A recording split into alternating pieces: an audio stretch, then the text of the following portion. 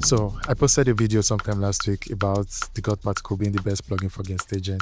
And some of you guys wanted me to make a video and explain why I said that. So today I'm going to break it all down for you. I'm going to explain what the God particle is, why you should use it, and how it is going to completely change how you mix. Before we get into the plugin, I need to give you guys the right mindset, the right perspective to approach gain staging. Because without this mindset, none of this technical stuff will matter.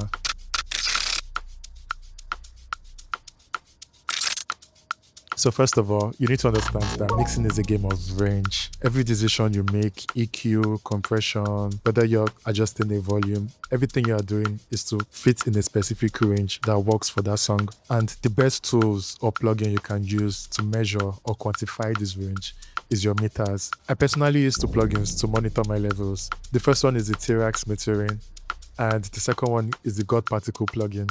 The things to watch out for in your T-Rex is the RMS level and the low end, where the low end is hitting on your reference track. Then for the God particle, I look at my input signal. Then I look at my frequency range, the low, the mids, and the highs. This is something most engineers don't talk about. Different genres of music have different loudness and tonal range. And that range is part of the genre's identity. Let's take a look at these two examples. Example A and example B. Example A sounds bright and almost harsh, and example B sounds dull and warm. Both of these songs have good mixes and they are right for that style of music.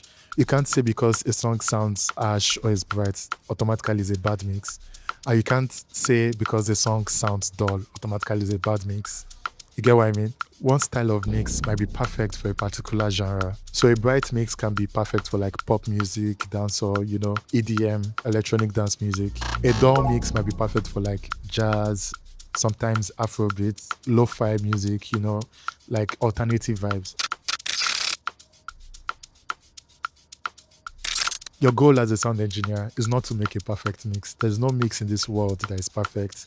However, there are mixes that fall within a certain range that sounds pleasing to the ear or for that genre of music. There are two types of range that you need to know, the frequency range and the volume range. So let's look at the fab filter EQ for a sec. Equalization is all about managing the tonality of your mix. Depending on the style of song you are mixing, these words describe how different frequency ranges are perceived by the ear.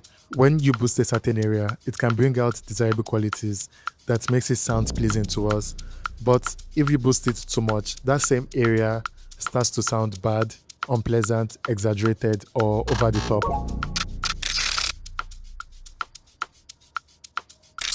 Now, let's move to the decibel range, which is also the volume, amplitude, or gain staging range. Gain staging actually came from the analog world, where the recording engineer had to set the volume of the mic preamp to where it's just sitting above the noise floor, but not loud enough to where it's clipping the desk or the tape machine. That is called the sweet spot. In the digital world and the mixing world, that sweet spot also cut across, and this affects how your plugin behaves and how your mixes translate. So when it comes to gain staging for Afrobeats, these are the range that your mixes needs to sit around.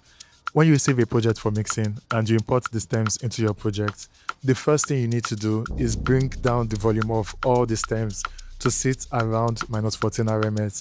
I'm not saying it should sit exactly, it should be in that range. That is the sweet spot when you're about to mix a song. Now, some of you tell me that, Timi J, when I brought down my stems to -14 RMS, everything sounds quiet. I can't really hear the mix, can't really hear what I'm doing. So this is what I do personally. I bring down the stems to -14 RMS. Then I go to the back of my studio monitor and increase the volume to the point where the loudness is comfortable enough for me to mix. If your mixes sound quiet, don't increase the master fader. Instead, increase the volume of your studio monitor. By doing so, you're mixing in a comfortable range and your mix is far from distortion. By the way, you shouldn't even be listening to loud music for a long period of time anyways, because I don't want you guys to blow off your ears before you clock 50 years old. Remember, we still need our ears so we can still be in the game for as long as possible. So this is how the God particle works. When this plugin is on your master track, if your mix is hitting at -14 RMS, you're going to see it light up in your input. Let's watch this video and see what Jaycen Joshua has to say about the God particle. But how do I know for sure that this room's telling me the truth? I know for sure because I'm hitting my indicator lights. I'm hitting the God particle in its sweet spot. And that's what people have to understand, especially the low band and the mid band. that is going to be your indicator of if you have a heavy warm mix. So that's the indicators. The indicators are for people who need, you know, that reinforcement, like, yeah, my mix is in pocket. Why? I know I'm going to be loud because I'm hitting the input. If I hit that input this loud and I have my limiter defaulted to 5, I know I'm going to have a very loud dynamic mix. That's half the battle solved. I've been using the T-Rex metering for a long time before I even got the God particle. And with my experience in the music industry, I noticed that -14 is the sweet spot for Afrobeats. And I think that impute meter has been calibrated to -14 RMS. So that means all this while I've been smashing my mix every single time.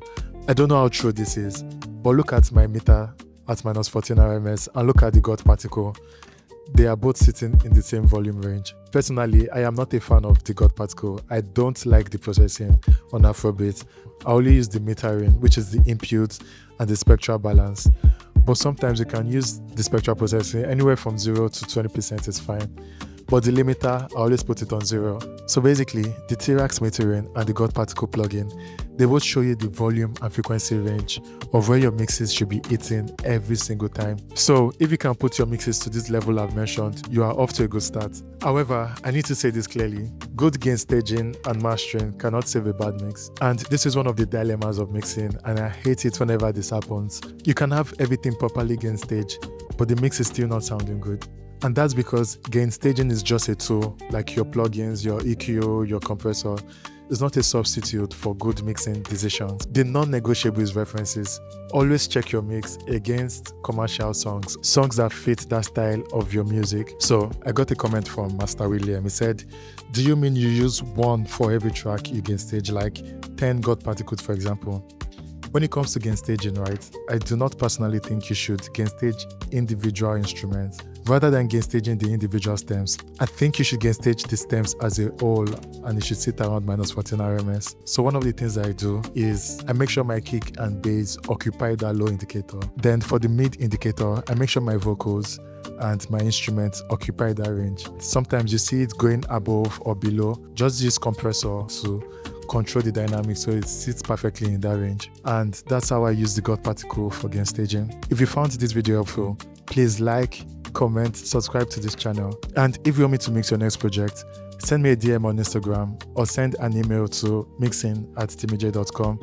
And guys, I'm also happy to collaborate with you on any mixing project. Another thing I want to say is I'm creating a group for the audio engineering community. So if you want to be a part of this community, just send me your name, your Telegram phone number, and what you do. Either you're a producer or a sound engineer, and I'm personally going to add you to this group. So that's it for this video. I'll see you guys later. Stay safe.